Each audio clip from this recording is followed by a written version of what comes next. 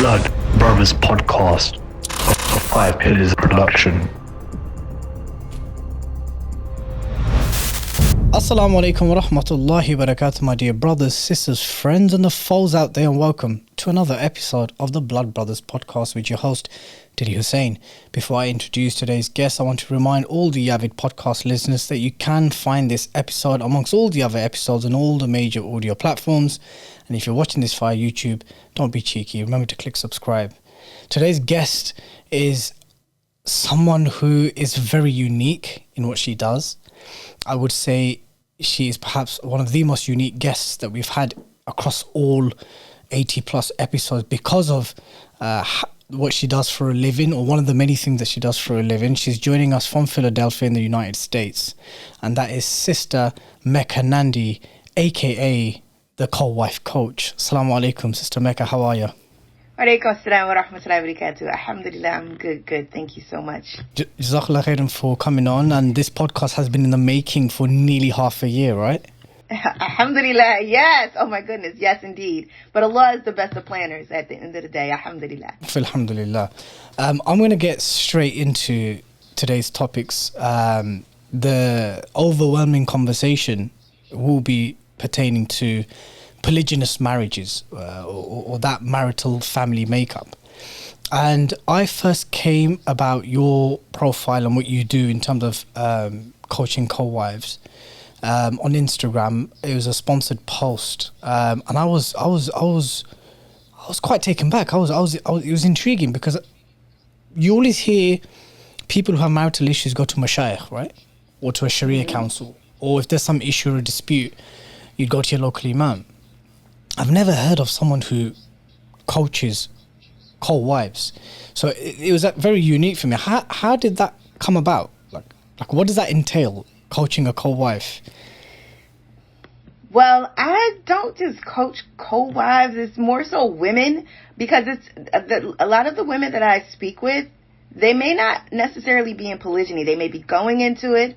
They may be currently in it.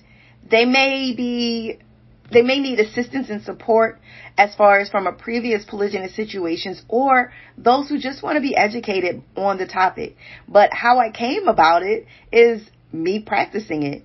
And I remember throughout my journey, I didn't really have someone to help me understand a lot of the different things that I was going through emotionally, and it just was like, oh my gosh. So it's like almost a lot of the things that I speak on as far as with the women that I speak to, as far as my clients, I really actually had to go through those things myself.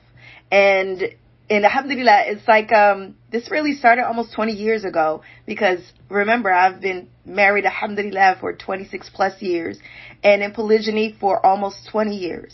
So my process, people think, and they see me now, and they're like, oh, you're so positive and this and that, and you must not deal with any of those things. I'm like, yeah, I do.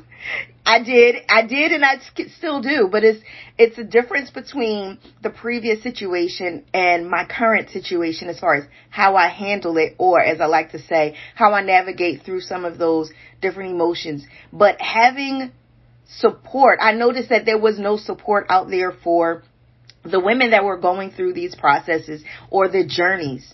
And I decided to take my own personal experiences that I also journaled. I didn't just go through it. I actually journaled it throughout the whole way in order for me to have a better understanding. And again, Allah makes no mistakes, because obviously that was also something for me to put together as a provided, supported,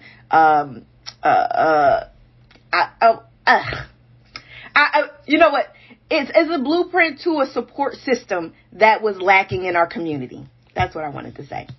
And that's fantastically put. And if I may just rewind a little bit, because you have referred to your personal experience as being the kind of framework in being able to at least connect, bare minimum, to be able to at least connect and empathize with those who are considering it, are currently in it, and so forth. So your personal experience, alhamdulillah, you've been in a marriage for 28 years, of which 20 were... No, 26 plus. Yeah. 26 years, of which, how many of those years were polygynous, as in there was another wife involved? Almost 20 years. Almost 20 years. Yes. Were you the first wife? I am. Okay. Look, so many of our viewers and listeners are going to have like very basic kind of simple questions, right? I too have them as well. Can I ask them, please? Absolutely, and I don't want you to consider them simple questions. Those are important questions in order for you to be able to have understanding and clarity of the practice within itself. Do you speak to the other co-wife? Absolutely. I have 2 co-wives. I'm one of 3 wives. And you were the first of 3? Yes. Do the other 2 co-wives have children from your husband? Yep. Do all your children get along? They absolutely do. They are brothers and sisters. Wicked. And they have 3 moms, and they know they have 3 mothers. And they see each other daily. They see their mothers daily. And you heard I said mothers. And they see their father daily as well. And we don't live in the same house. We have separate homes. Alhamdulillah. Is it a requirement for co-wives to get along for a polygynous marriage to be successful, from your experience? It's not a requirement, but it is, what I like to say is, it's not a requirement to have a friendship, but it is a requirement to have a sisterhood. And that sisterhood doesn't necessarily mean that you guys have to hang out and do all these great things. But if anything, you have a cordial respect and care for one another. So that way, if for some reason, if there is some type of thing that needs to be done together or collectively, you can do so in a mature manner without losing your cool. That's a clean way of me saying that. without losing your cool, and understanding that you may feel jealousy, because I don't want people to think that I'm trying to sugarcoat things and make it look all perfect, because it's not. But it's not as hard as you think neither. But at least you're allowing yourself to be able to move throughout that process as far as amongst one another, even if you do feel inklings of jealousy, which we'll talk about later. So, we don't talk about it later. We can get into it right now. But when the proposition was initially made to you by your husband, I'm assuming, how was it done? How was this idea of him getting married again proposed to you? How did it come about? How did you take it? How did you feel? Well, it started before we married. This was a part of the courting process. He comes from a polygynous family, and he said that this may be something that he practices in the future. And if I was okay with that, open to it, or if that was going to be problematic. And I could actually respect that and I'm happy that he gave me that option and that choice for me to be able to say yes, no, maybe so. And I saw the dynamics of his family, and I was like, why not? Because this isn't bad. So after we married, now mind you, we were teenagers. We were 2 weeks after we graduated high school, or you might call it secondary school. And we talked about it for the years that we were in monogamy. It wasn't like it was a constant conversation, but it was something that we talked about. It was something that I also observed from his family, was able to talk to his other moms, because he has 5 other moms. That's right.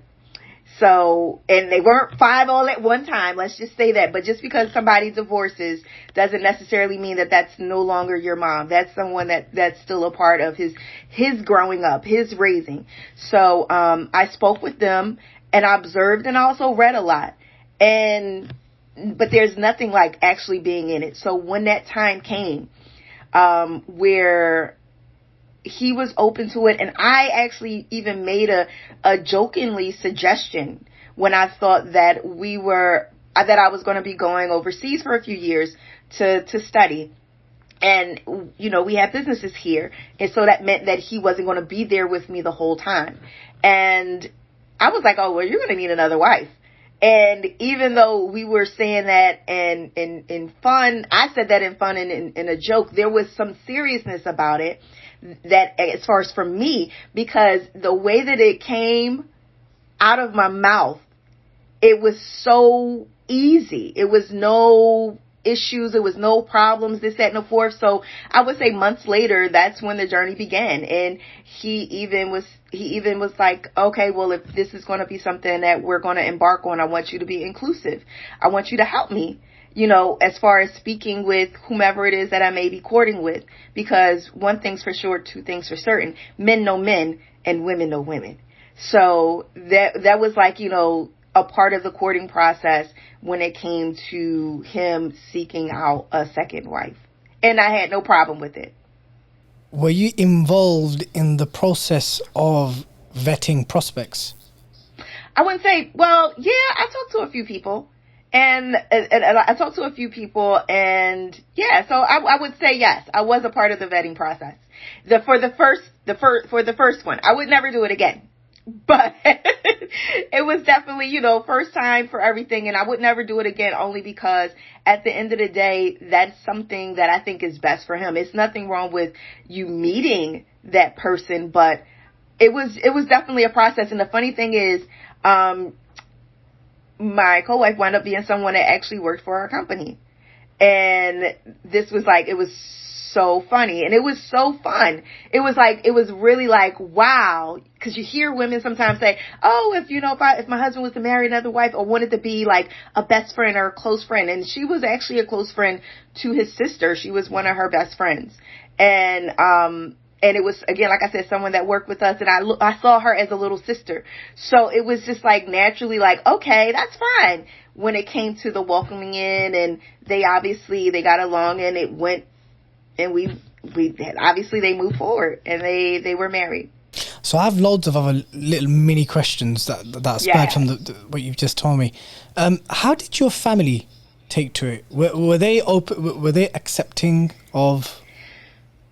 Well, my mom, and there's even a video that I have on one of my social media platforms where I spoke with my mom, and she was like, what? Like, huh? And my mom is not Muslim, nor is she a polygynous woman.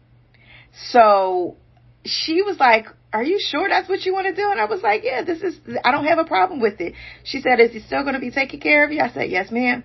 She asked me, are you still going to have, certain things that you've already been acquired to having? And I said, yes, ma'am.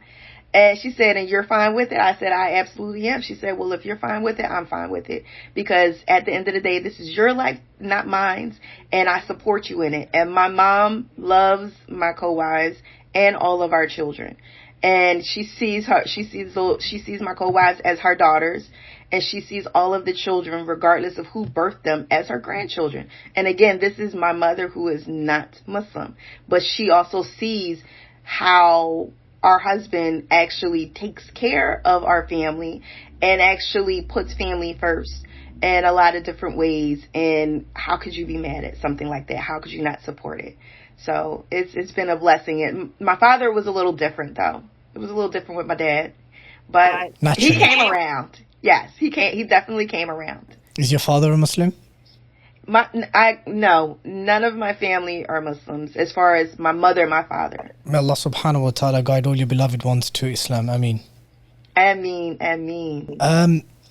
Jealousy of wives is something that Umm-al-Mu'mineen, may Allah be pleased with them all, weren't free of. The wives of the Prophet Muhammad sallallahu alaihi wasallam were jealous of one another. There's the famous example of when Aisha, Mother Aisha, anha, she said something about Khadija along the lines, paraphrase, am I not younger? And she was someone who was older, and the Prophet ﷺ was not impressed with that response, and he defended Khadija. There's narrations pertaining to the visitations that the Prophet ﷺ used to do to multiple wives, and some used to know that he's been to another wife's house from what he's eaten and stuff like this. So there's various narrations which show that there was jealousy amongst the wives of the Prophet Muhammad ﷺ. So you would naturally think that the women of this ummah wouldn't be free from this. Is jealousy sharing a husband, sharing his affection, having to share his love and everything? Is jealousy part and parcel? Is it synonymous to a polygynous marriage? Absolutely. I mean, jealousy, but we have to understand something. Jealousy is an emotion, okay? Jealousy is actually a natural emotion, especially for women. Now, you gave all of those beautiful examples of the mothers of the believers, alhamdulillah. Now, we have to look at something else, because we look at the reactions. But what, as far as like, you know, when they're in that jealous state. But one of the things that we don't pay too much attention to is controlling that jealousy. You will never get rid of jealousy, because again, we're human. You know, it is a part of life. It is a part of being a human being. Men get jealous too, by the way. So, yes. So it's all about how you allow it to either mislead you, meaning are you going to allow it to control you, or are you going to control it? Because even in those narrations that you gave, especially when it was with especially when it was with Aisha radiallahu anha and Hafsa radiallahu anha, when they both were showing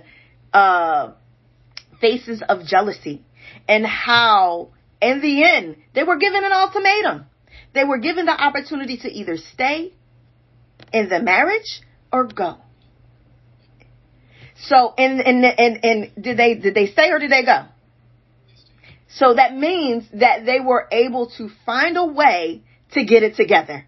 And that's what we have to do. It's like, okay, yes, those jealous moments come, but what is it guiding us to?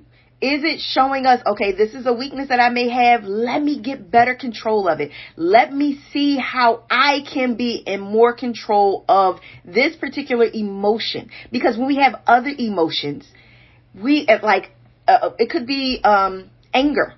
We all know that the best one, or the strongest one, is the one who controls what? His anger holds back. In fact, the hadith actually specifically mentions this. It's only because it's in context to wrestling. The Prophet ﷺ said, the strongest among you is not the strong wrestler, but the one who holds back his anger in a fit of rage. That's the absolutely. Yeah. Absolutely. And jealousy can become enraging. Let's just say that. Let's be real. That emotion can develop into other emotions that can be very detrimental to one's spiritual self, as well as their emotional and mental self and physical self, let alone the marriage. So if we allow ourselves to go there, these are some of the consequences that come along with it. But when we see that jealousy is an emotion, we have to find ways to control it. And this is what I tell some of the women that I speak with or I work with personally. I always say, give yourself, and this is what I do myself, by the way, because just because I'm in this particular situation and it's been great years, there's still moments where I do have jealous moments. People say, oh, you don't get jealous anymore. Yes, I do. But it's about how I deal with it. It's like I even in another recording that I did with my mother, she thinks that I don't deal with jealousy because she doesn't see it. That's because I have steps to be able to deal with it. Sometimes we can see it. Sometimes if you're able to control it and discipline it enough, no one will ever see it. And you won't even act upon it. And then when you don't act, and when you do not act upon something that is disobedient to Allah, or that could be a bad deed, when you think it and you feel it, but you don't act upon it, what is that? It's a reward. You gain reward for that. So it's just like, look at the greater good in a sense when it comes to jealousy, understanding that that is a beast that can be controlled, inshallah. Inshallah. Sister Mecca, if I were to ask you a question, some would regard it as a sweeping generalization. I believe there to be truth in this statement. Do you believe that men, irrespective of their faith, Muslim and non-Muslim, men are polygynous by nature? Yes. Okay. Now, whether they choose to act upon it or not is another story. So, in the spectrum of polygynous males, so this is how I understand it, there is a spectrum. And I believe, especially in a very hypersexualized society in the West, a lot of those polygynous urges are actually being fulfilled in many haram and subtle ways. So they actually never need to think of marrying someone else. Right. Do you understand what I'm trying to say here? Yes. So in a society where, although you've got so much nakedness and women that are being used commercially to sell everything from toothpaste to toys to sweets to chocolates to cars, you name it. you're working with females in the workplace, you're studying with them, conversations and dialogue and engagement, it's much more, you can have friendships. And so that kind of polygynous urge is actually being fulfilled in other parts of your life. Right. And so therefore getting married again as per the Sharia is not something that's a viable option, because guess what, your polygynous urge is being fulfilled by, you may not know this, but a colleague at work that you might find attractive, that you like chatting to, or a peer that you're studying with, or do you understand what I'm trying to say? And you get that spectrum of those who are highly polygynous by their nature, they have a huge appetite, but may not have the practical, the financial, or even the maturity, the emotional maturity, intelligence that's required to actually manage such a setup. But they'll speak a big game. And then there'll be others who I believe are also problematic, that believe like polygynous is like an unsaid crime, right? And the crazy thing is, Sister Mecca, when you look at the Muslim majority world, right? So I'm talking about as east as Morocco, as west as Morocco, to as east as Indonesia, to as north as the Caucasus, to the south as Tanzania. There are some parts of the Muslim world where polygyny is not a big thing. Like, I have Senegalese friends and Sierra Leone friends who say, look, in our cultures, you're weird if you have one wife. Like, people look at you like, is everything all right there? Why is my guy only got one wife? Similar in Somalia, Yemen, Afghanistan, many of the Gulf countries, polygyny isn't a big thing. It's actually normal in many segments of society. But then you look at South Asia, where my heritage is from, India, Pakistan, Bangladesh. Second marriage is like a dirty secret. It's like something an aging man does because, I don't know, because he's got tired and bored of it. It's not seen positively, it's let alone encouraged, right? So we have that spectrum, right? And a sister watching this podcast would think, why would I even entertain getting into this? Why would I even remotely think about having to share my husband? Why would a polygynous setup work for some Muslim women and men? Why would it work? Why is it actually sometimes better than another alternative situation? Because people will be watching this and be like, who wants to be jealous? Why do I need to worry about what my husband's doing with his second or third wife tonight when he's not here with me? Right? These are very normal thoughts that are going to happen. I've heard it at universities when I go and give talks. What would you say? You said a lot. Okay, so let me break it down first. So let me break it down first. Because there's like so many different pieces to that. And I'll do it. So there's three pieces.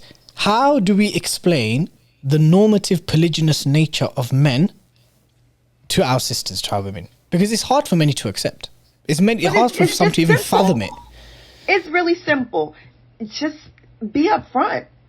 Be upfront, especially because a lot of men hide the fact that they are polygynous or that they feel this way, and they dupe their potential wives and their current wives, when they were courting, into thinking that that's not something that they would ever do. Now, it's nothing. I mean, and at that very time, maybe when they were courting and when they got married, maybe they weren't. Maybe those men may not have been thinking about polygyny. But for some reason, something came up later on in the future. Things change, people changes, and so does circumstances. Have those conversations. But we as women, because it's but so much I can say about the men. I only can speak from the women's experience. It's but so much that we have to also be mindful that this is a possibility. Now, I can also put it on the men who tell those women that this is nothing that you have to worry about. Because now that woman, she has her mind set up.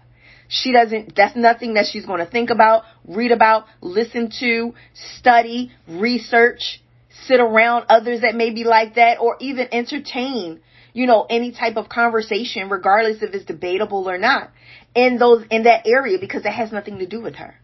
Because her husband already told her, you have nothing to worry about. That's nothing I'm never going to do. So, brothers and sisters, viewers and listeners, sorry to interject. What Sister Mecca is saying here, that her advice to brothers here, please, brothers, listen to this attentively. especially those of you who are bachelors and are still looking for your first wife, or you could already be in mind. What Sister Mecca is saying here is that, look, guys, if you don't ever rule it out or tell your wives or prospectors that it will definitively never happen. Is that what you're saying? Yes. Especially if you know that you have that in you, it could may well happen. You shouldn't give them that false sense of it will never happen, for it to then happen, which will be far more problematic, I'm assuming. Right. Now, also, and again, to the women, they may, if they said that in the beginning, if they gave that impression, that may really have been how they felt. But we also have to understand, over time, we change. We refine. Certain things that we used to practice, we no longer practice. In some things that we never practiced before, now we've taken on as something that we now do, whether it be within practice of religion, career, or personal life, whatever. People evolve, they change. So you want to at least be open to hearing what that is, because sometimes we can scare off the open conversation by simply, threatening them by saying, oh no, you said you would never do that. Why would we even talk about that? If this ever happens, then I'm going to leave.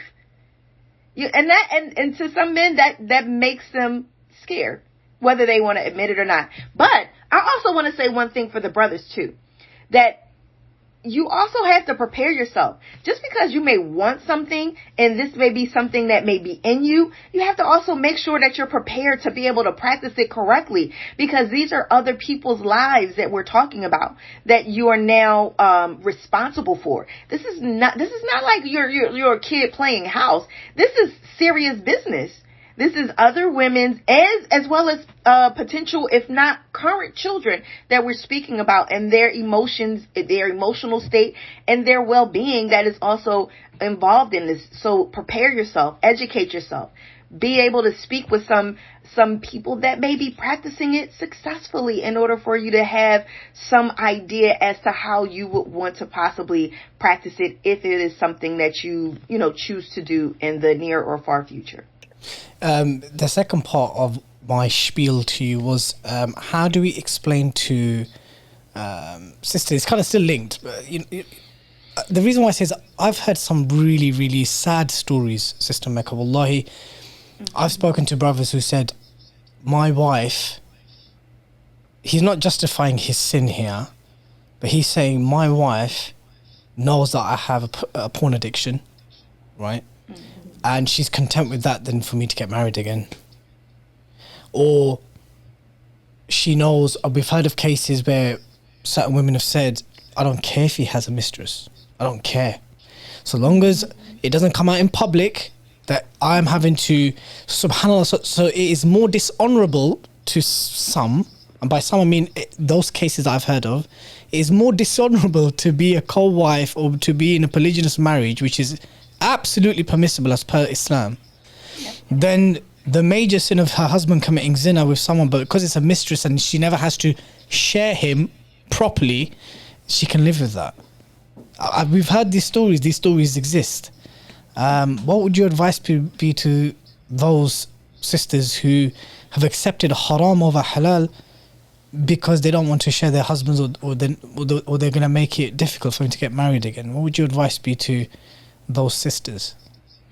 Well, I definitely know some of those sisters. One of the reasons why they may feel that way is because they feel like that they're the only emotional connected party to that man, and they don't care about whatever on the other end of, again, like you said, if they're watching porn, or if they're they have mistress, or some people in other parts of the world call it side chick, and there's no, they're not truly committed and responsible for those parties, so they're fine with that, but as long as they don't see it.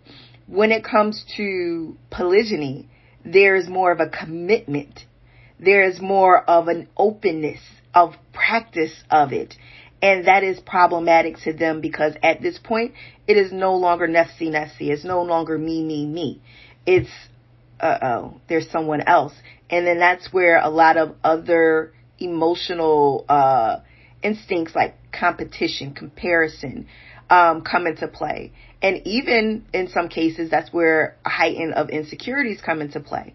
Now, I'm going to say this as far as to the sisters. When it comes to halal or haram,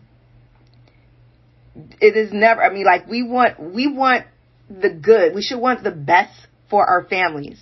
We should want the best for our children, but also that make sure you feel the same way about your husband. Why is it that you have a problem with him being married to someone and being in a halal type situation where it's not detrimental to his soul compared to something that is going to possibly put him deeper and deeper into the hellfire? So with that being said, that's like that those are questions that we have to ask ourselves, because everybody's answer is not going to be the same. Some people, they deal with that, or their reasons for not having a problem with those two things that you mentioned is because of some personal things or issues or beliefs that they may have, and as well as past experiences that they may have also had. And on top of that, we also have to understand that people also, whether they recognize it or not, they care about what other people think. Because you notice when you said the mistress, she doesn't mind if he has a mistress as long as no one knows, right? But it's different when he marries, because when you marry, especially in Islam, you have walima. The public knows, they're informed, they know. So now it's a matter of, are you living your life for Allah, or are you living your life for other people? You have to ask yourself that question. SubhanAllah, tell me about how you got into coaching then. Tell me how you went from being in a monogamous marriage to a polygynous one to then now, how did that transition, that decision, that move happen? How did that come about?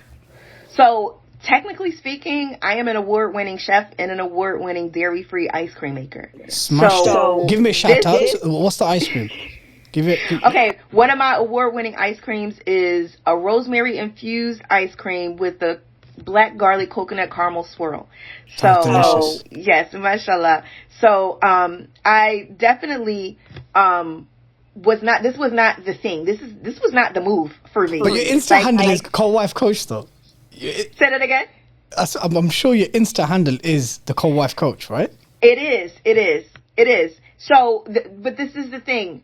Me becoming the co-wife coach started before I was the co-wife coach, because I've always been advising people from day one, like whether it was my brothers or if it was maybe younger people in my community. And then once in our marriage we had some years in, people started recognizing a youth marriage when we were in monogamy, and people would ask questions and so on and so forth. But the co-wife coaching thing started when we were in our marriage in polygyny for maybe about, I would say, 2 years, 1 to 2 years.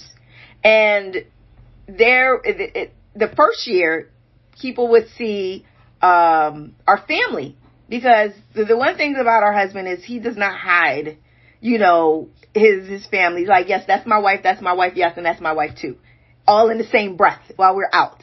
So there's no hesitation or embarrassment or hiding. But we used to go out as a family. Fridays we would go to Juma, and then after Juma we would together, and then after that we would go to lunch and maybe a movie or bowling or something. We would do something like as a family. And that was a tradition that carried on for many years, even up to when there was 4 wives. And we would rotate, where he would go out with 3 wives, 1 wife would stay home with the kids. And so that way they can have that bonding time with the children. And then the other wives would have that bonding time as far as with each other and him, because at this time we're still kind of getting to know each other. It's still kind of new. And we would rotate every week. So whoever didn't stay, whoever stayed with the children that week, next week they would be out with the family and then someone else would stay. So he had planned, like the way that he strategically planned his polygynous journey and how he wanted his family to be, it was really beneficial because people would see him with his wives in the community, and brothers would say, "Can your wife talk to my wife?" And it was always me because they saw that the first wife wasn't having any problems or issues, and that she seemed to be getting along with her co-wife and co-wives. So, like, can you talk to my wife so that way I can kind of, like, you know, add in another one without it being problematic? And that's kind of how it started for me. So I say that I was underground for a long time before I publicly started sharing my business as far as being a co-wife coach. And I know you must deal with an array and various issues. What are some of the common ones that you deal with when people come to your services requiring your professional advice and nasiha? What is a common theme? What are some of the common things that come up? I'm assuming one of the common thing must be that my husband spends more time with the other wife than me. Like, there's abandonment issues in terms of him being perhaps unjust in his time management. Right. Maybe even things pertaining to intimacy where he's depriving one wife over the other. I'm assuming these are common issues? Those are common issues, as well as jealousy. Jealousy is number one. Jealousy is number one.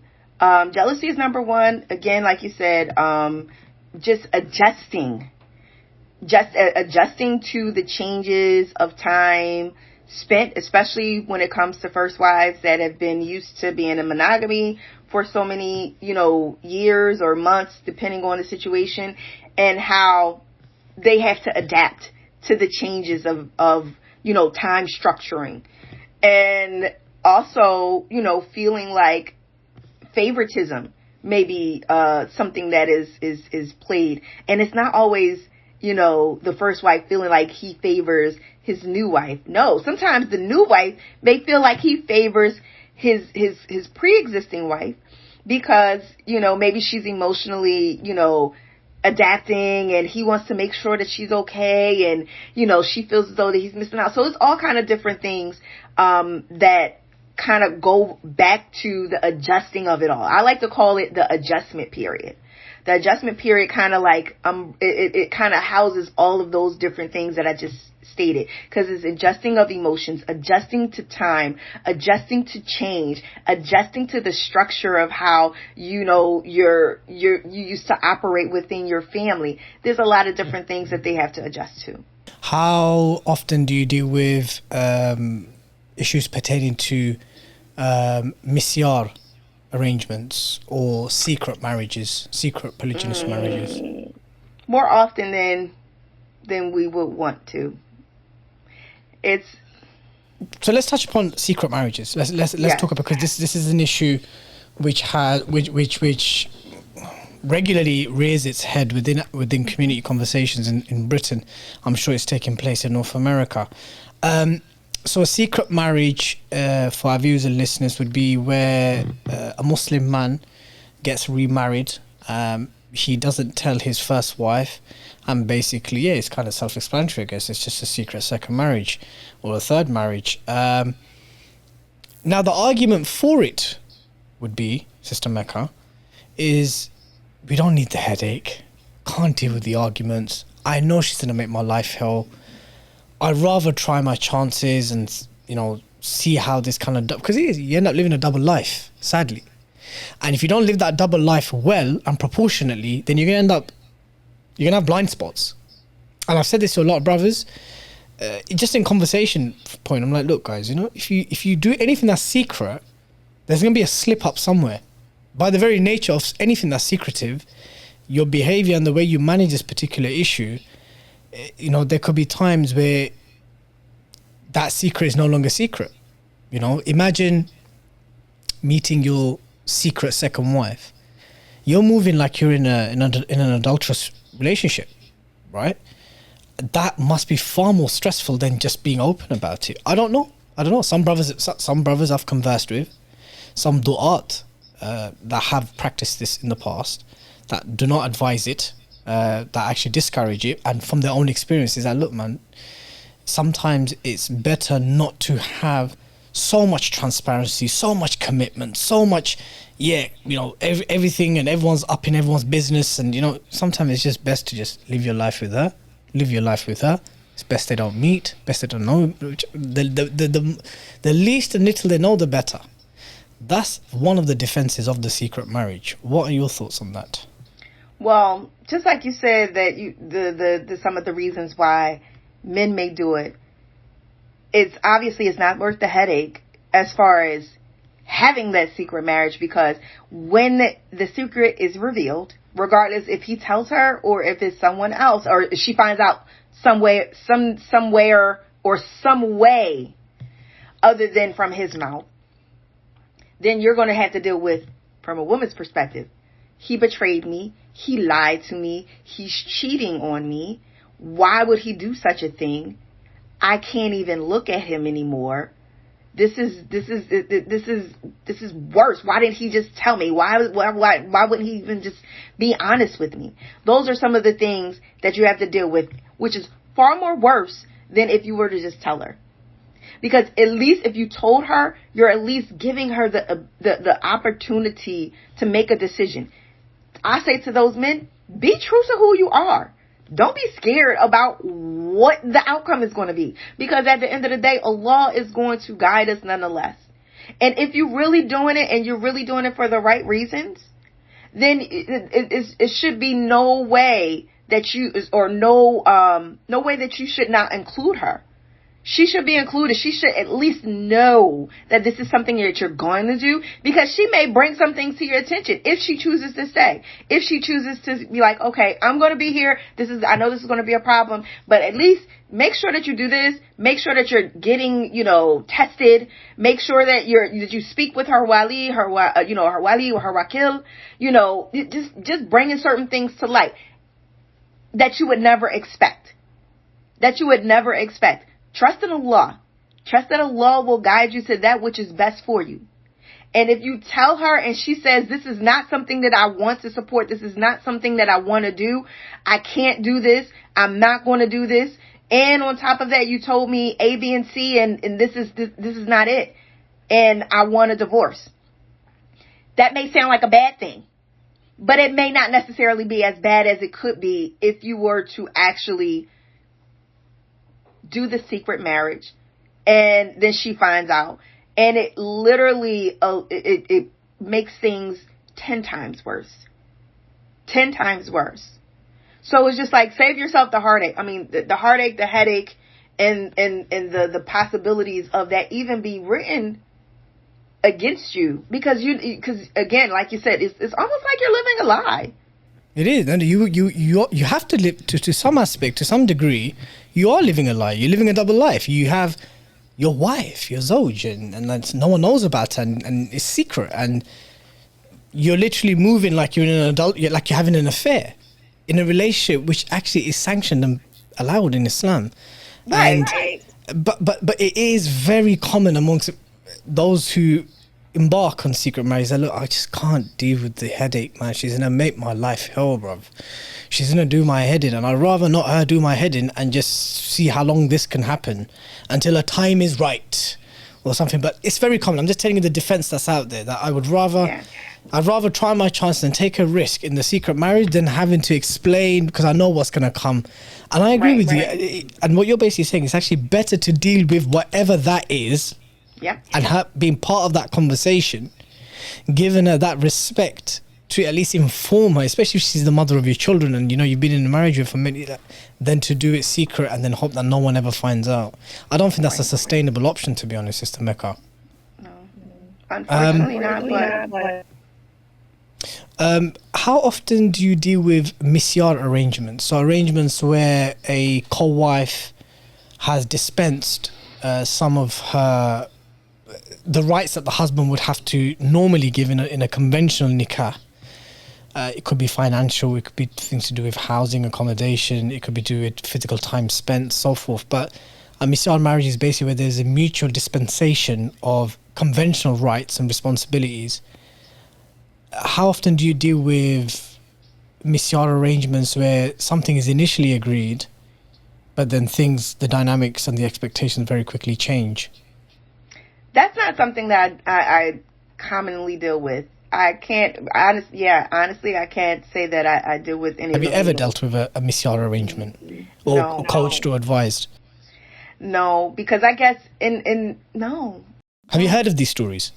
Yeah, I've definitely heard of them, but they just haven't come to me. They have not come to me. Yes. So that now leads me into my next topic of conversation. Now, there was a brother who I had on this podcast a couple of episodes before yourself. The brother's name is Mahdi Tijani. Quite a controversial figure. Someone who's associated with the Red Pill movement. He himself has said that.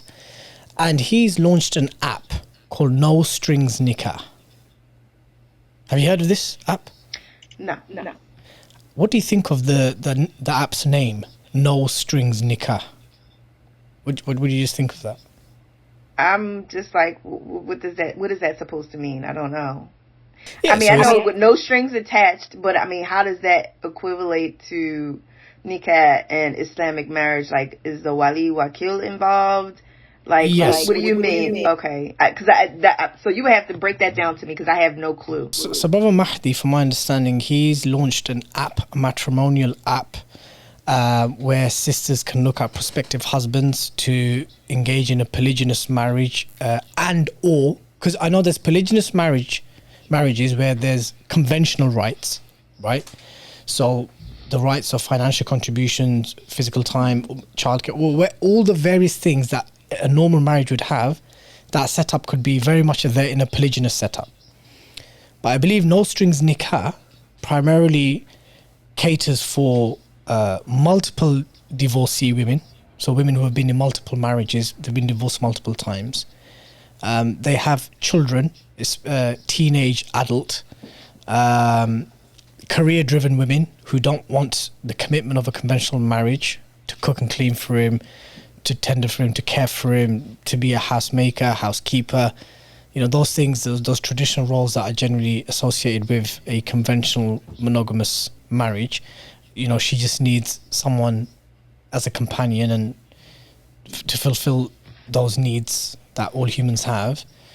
So he has this app called No Strings Nikah, where it is basically a Misyar app, where basically you kind of mutually dispense some of those strings. I personally have conveyed to the brother, I don't like the wording of it, but the strings here would obviously be the conditions and the expectations, the responsibilities that they're mutually dispensed. So it's an app that caters for such Muslims. So you're saying, like, for women that don't require the maintenance. Yeah. They don't require some of the maintenance. Yeah, so a sister who has a very good job, very strong salary, needs a husband because she has physical needs and requirements, but she doesn't need his financial help. She doesn't need his financial contribution. She doesn't even need him to be around more than 6 to 8 days a month or 4 to 6 days a month. There'll be others who say, look, you know, I don't actually need you. I actually need you physically here. I need help with X, Y, and Z. The variations are various, Sister Mecca. I mean, I've spoken to Brother Mahdi. The cases are very different. But it is to do with some sisters who need financial help, sisters who just need the physical companionship. It varies. It varies. And this app has received a significant amount of blowback and criticism. It says that, look, you know, you're creating an atmosphere where, mind my language, sisters are going to be passed around potentially. They're not going to be protected, right? And, you know, even though he does have walis involved, he in fact, he doesn't accept any proposals or matrimonial makeups without walis involved. So he does have the walis involved. He does actually even tell that, look, I don't accept the Hanafi position that you can get married without your wali and all that kind of stuff. Nope, a wali has to be involved. So he's saying, I'm doing all I can to keep it halal and make it permissible. And to actually quote the brother, he said, this is the best solution to a bad problem. And the bad problem is divorcees, single mothers, and people committing zina. Okay. You know, to be honest with you, everybody's dynamics are different. Family dynamics, regardless if it's monogamy or polygyny. And there's going to be people who don't require certain things. I always feel that it is important to have that man, that husband, to be doing, if not everything, mostly everything, in order, even if it's not required. Because over time, with a woman that's taking care of everything and she doesn't really need anything from him, this, that, and the fourth, the respect will dwindle. Because at this point, she doesn't really, what do I need you for? And it's not to sit here and say that he needs to take care of everything so we can feel, we can be attached to that person. But it's just in nature, it doesn't allow the feminine side to come out. Because sometimes, women that are doing a large part of the maintenance, it takes, and especially if they were, doing this by themselves for so much time, and it will definitely damper on a connection as far as the balancing of masculine and feminine energy within each person. Because you got to remember, we all have those two, whereas one is more. Yeah. I'm smiling because the brother and Jamal's here as well. Do you remember when Mahdi said that the vast majority of Misyar marriages will fail? Do you remember that, Jamal? Vaguely. Yeah, he said that. He said that, look, the vast majority of Misyar arrangements that I have experienced don't work out. However, that said, that is better than committing zina and justifying that. So that's his justification. I just thought I'd get your thoughts on that. But secret, but you're saying, wait a minute, you're meaning secret marriages? Misyar marriage, obviously, is where the mutual dispensation of rights and responsibility. That one, okay. And what the brother says, what the brother who made this app, he said that, look, if you don't have these conversations frankly, squarely, transparently, and I'll be honest with you, many people don't like the language and tone that he uses. They've said that it's un-Islamic and it's crass and stuff like that. But the asl of his point is that if we are not honest and transparent about the polygynous nature of men, then these kind of things will happen. Secret marriages will happen. Absolutely. Your husband will seek to engage in a marriage with mutual dispensation where that woman then may change her mind. She may want her full rights 6 months into an arrangement which she thought would work for her. So that would be his defense. The source of criticism against him, the main one, is that, look, what you're essentially doing, is actually dishonoring the women. You're prying on vulnerable women, desperate women, divorcees, widows, and what you're essentially doing is you're going to create a culture where our sister's going to get passed around, right, through this app, right? So that's a conversation that's taking place in Britain at the moment, online and offline. Absolutely. Just staying on the topic of men, right? You hear many sisters, content creators, YouTubers now, podcasters, sisters with podcasts and stuff. They talk about, look, we have no problems with polygyny, yani. We're not going to make the halal haram and haram halal. Allah said in Surah An-Nisa, you can have 1 and 2 and 3 and 4, but the caveat is to be just. And we can all agree on this. We can agree that the Shari'i caveat is to be just. However, sometimes, or many times, I feel that the very same sisters who talk about the men being just in a polygynous marriage create an ideal man that doesn't actually exist the way they describe it. Because I will now ask you, what is the ideal Muslim man for a polygynous marriage? I've had many things. He has to be rich. He has to have money. He needs to be quite a shadid type character. He needs to be quite strong-minded, because if he's not strong-minded, how's he going to manage multiple wives? Yeah, those are the 2 common things I've heard. That he needs to be quite strong-minded, so he can't be passive. He needs to be somewhat alpha, and he needs to have the emotional intelligence to deal with multiple emotions within different households. And number 3, money always helps. Being wealthy always helps. Those are the 3 things I've heard. But I've also had the same sisters criticize these brothers who tick those boxes. So what I'm saying is the ideal man actually not a reality? It is and it is not. Because just like you said, like, well, one, being a leader, that man being a leader is number 1. I would actually switch the way that you said it. You said money and then you said basically leadership. I would switch it and say leadership. And money, but not as much as you think, is important. Or financial stability and education is important. But even if he had that, there would still be something else that would also be, like, you know, possibly problematic. It's funny because you'll hear some women also say, well, you know, they see like celebrities and this, that, and the fourth, people who obviously have money, and they was like, oh, I'll be his second wife or his third wife or his fourth wife. And it's easy to say that, but it's not easy to be that. So it really comes down to being honest with yourself. Really being honest with yourself.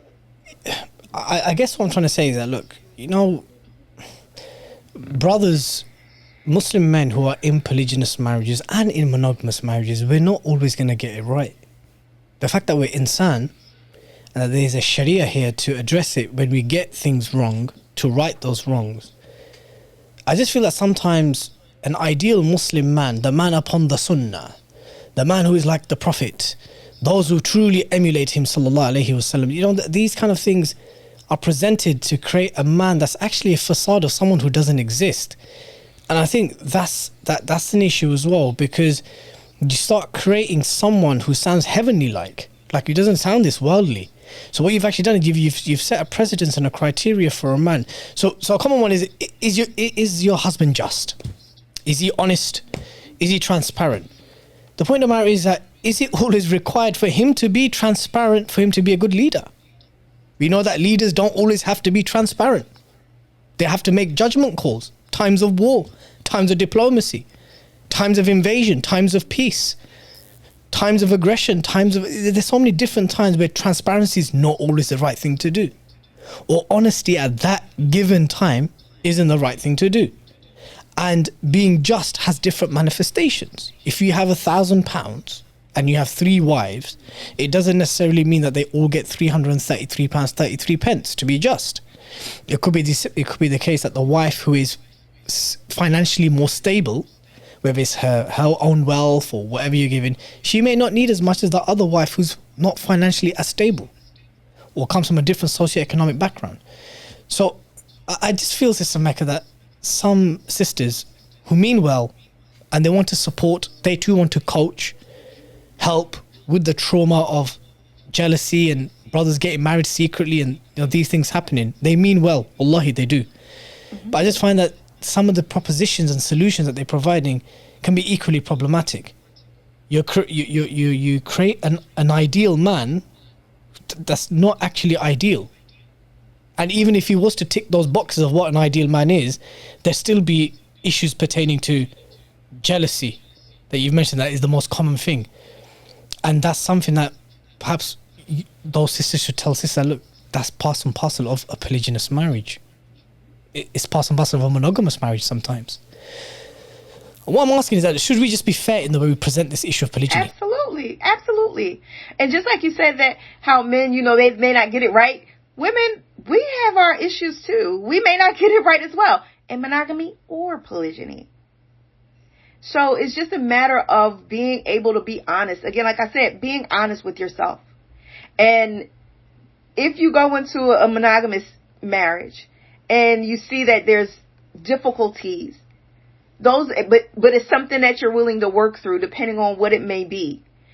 The same things, that same energy could actually be applied because not everybody's going to be able to be in a polygynous situation, but if for some reason the polygyny is presented into your family, now you have to ask yourself, or you can try to apply that same energy just in a little different way, because now you're dealing with something else, you know, but it could be something that you actually can work towards, building something better. And I always say that, at least educate yourself to be able to have an understanding, because a lot of times people are creating these facades to kind of put up a barrier to say, oh, this, you don't fit this bill, so this is not something that you can do, or this is not something that I'm going to even consider because, this perfect person that may not exist is not, I can't find anyone. So I'll just, or no one fits that bill. And sometimes women do that in monogamy too.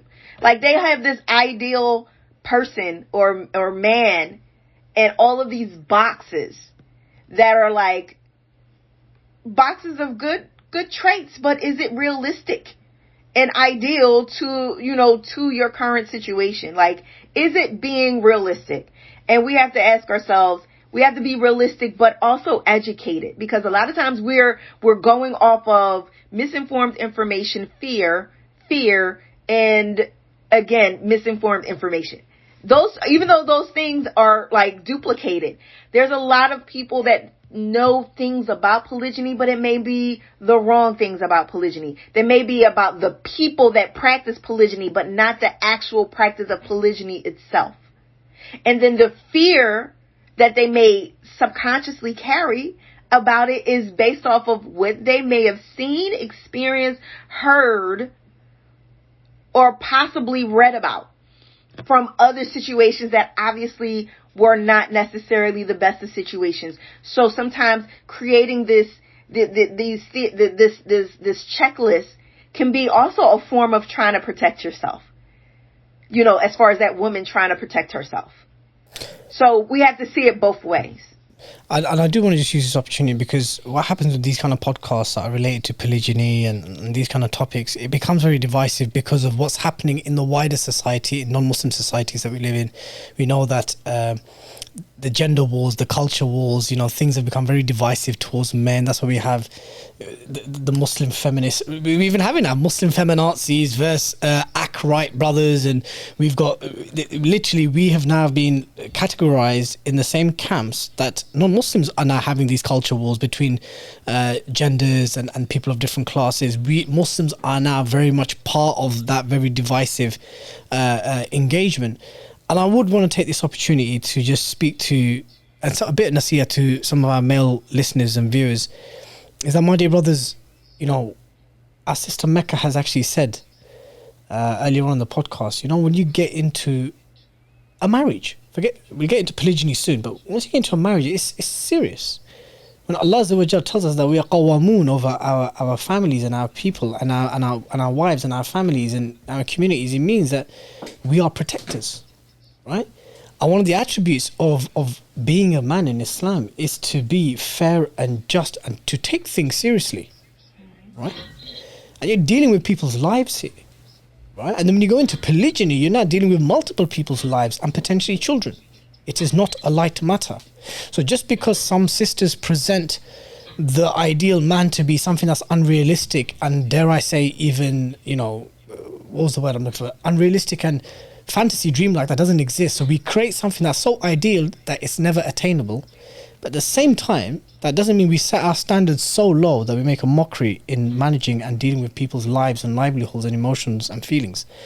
And we have mothers and sisters and daughters and nieces, and if we love them and care for them, that should just be an example of how we would also want to navigate through a polygynous setup with care and sensitivity and leadership and responsibility. Would you think that's fair to say to the brothers? Absolutely. I mean, it takes two.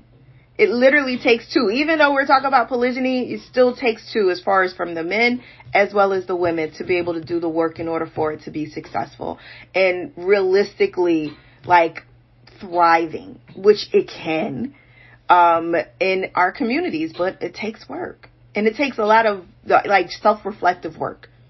Mm-hmm. Bringing the podcast to a close, when you look at the stories of the Anbiya, many of the greatest prophets that have been mentioned, bar the Prophet ﷺ, were married, had multiple wives, were in polygynous marriages. Ibrahim alayhi salam, Sulaiman alayhi salam, Dawood alayhi salam. There were many other prophets that had multiple wives. And the Prophet ﷺ later on in his life had multiple wives. I believe, correct me, in one time it was 9, right? Yes. Yes. Many of the Khulafa al-Rashideen, some of the companions, the Ashara Mubashirin, some of the greatest companions, they had multiple wives. And many of the greatest Islamic figures in our history, whether they are scholars or military commanders, caliphs, wherever they are, there's a strong precedent and premise for polygyny in our religion, in our tradition. But even the mere conversation of this topic is being heavily censored within our own communities. The very just merely conversing. We're not talking about lads having a joke and banter about it. You know, we know this. Brothers always banter about polygyny. It's like one of the most bantered things about. But to even have an academic Islamic conversation about this topic, it triggers many sisters. It triggers many single sisters, which is what comes as most surprising. It's just such a triggering conversation. And then you just find yourself in a very polarized situation where, like, okay, so those who talk about polygyny are really just talking, it's basically like a smokescreen to basically say that they want to get married again and they just are bored of their first wives. And these are guys who are actually very childish, very boyish. They're not man enough to actually hold it down. And then you've got others, and then you get the brothers who basically more or less make takfir on the sisters as feminazis and stuff for even having these positions. But it would be correct to say that the conversation of polygyny has been heavily censored to the extent where it's become perceived as anything. It's basically perceived as haram without saying it's haram. That's the truth of it. The very fact that we have some sisters that are willing for their husbands to commit zina and engage in zina just so that they are not dishonored or have to deal with the shame of having to be known to have shared their husband. This is, by the way, more common in certain cultures than others, right? I know that in some cultures it's actually not a big issue.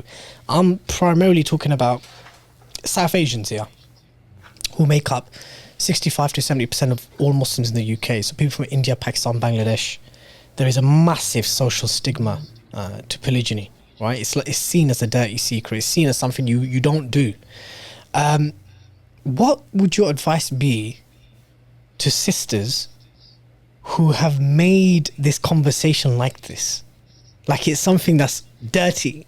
It's dirty. It's dishonorable to women, and it's, you know, the very fact that we're ever conversing about this is belittling women and their trauma and their emotions and the so it's become a minefield. It's become a minefield where I know ulama, imams do not talk about it, actively dissuade and discourage their students of knowledge from talking about it because it's such a triggering topic. What would your advice be to those sisters who have contributed knowingly or unknowingly towards making this conversation very divisive? Okay. Well, first and foremost, I would like to say that I understand your pain, because in order for women or just people to have conversations on belittling and speaking down against and in debatable ways as if it is not something that was permitted by Allah subhanahu wa ta'ala, I understand your pain. I do. And there's a lot of misinformation that's out there that I'm quite sure it's not helpful. What I would say to my dear beloved sisters is to become a little bit more open. Like, why do you feel this way? There's a reason why you feel this way. I don't know if it was something that you saw, experienced, it was surrounding you, it was taught, but it doesn't necessarily mean that it's right. We have these examples and people say they like to debate. Well, that was for Rasulullah sallallahu alaihi wasallam. This is a different time. You have to remember that his sunnah was for us to be able to have examples on how to practice, how to move, how to deal with things. He is our example. And yes, we may not necessarily be like him or the mothers of the believers, but we strive to be as much as we possibly can, as long as Allah allows us to be on this earth to breathe. So let's become more informed and educated, not to practice it, but to be able to have a better understanding of it. So that way we're not a part of the problem. We're actually a part of the process of, again, knowledge and understanding. Because just like you said, this is a topic, this is another reason why I do what I do. It is a topic that has been swept under the rug for too long. Is the reasons for a lot of the hurtful situations and the ill behaviors that come along with some of the people that may practice polygyny, whether it be from the man's perspective or even the women's perspective, is because there is no informing, there is no education, there is no one talking about it and giving proper advice. So you're leaving people up to themselves to do whatever it is that they wish, and that may not necessarily be that which is right. So my advice to the sisters and the people is to let's become more educated. Let's start having those conversations. Let's stop being scared of something that Allah decreed to be permissible for those who can practice it. Because I always say this, and I'll end on this. Polygyny may not be for everyone to practice, but it is at least for everybody to have an education and understanding on it. So that way we can address one another and deal and work and be amongst one another and support one another in the best of ways. That's going to be beautiful reminders of Allah subhanahu wa ta'ala in the end. Sister Mecca, on that note, I want to say a big jazakallah khair and thank you so much for coming on today. It was a great honor, a great pleasure, and I pray to Allah Azza wa Jal that He blesses you, your family, the sisters in the co-wives, your husband, your children with the best in this life and the next. Ameen. Ameen, ameen, ameen. And I thank you very much for this opportunity. And may Allah continue to bless you, your family, and your businesses with nothing but the best in this life and even better in the hereafter. Allahumma ameen. Ameen ya Rabb. Jazakallahu khairan. Brothers and sisters, I hope you thoroughly enjoyed and benefited today's episode as much as I did. There was a lot I learnt from Sister Mecca, and she has a very interesting and complex task at hand, and I pray to Allah subhanahu wa ta'ala that other sisters can take from the experiences that she shared in being able to help the healing process, the educational process, and similarly with brothers realizing that beyond the intra-brotherly banter, the issue of polygyny is a serious issue. It's as serious as any other monogamous marriage. You're dealing with people's lives and livelihoods and responsibilities. The point of marriage, this isn't a joke. It isn't a joke thing, and it's something that has rules and stipulations and a framework within our religion and our tradition, and we need to work within that. And I hope that you all were able to extract and take that away from today's episode. If you enjoyed today's episode on YouTube, remember to click subscribe, like the video and leave a comment. And of course, if you are tuning in on all the major audio platforms, you just need to search Blood Brothers. Until next time, Assalamu alaikum wa rahmatullahi wa barakatuh.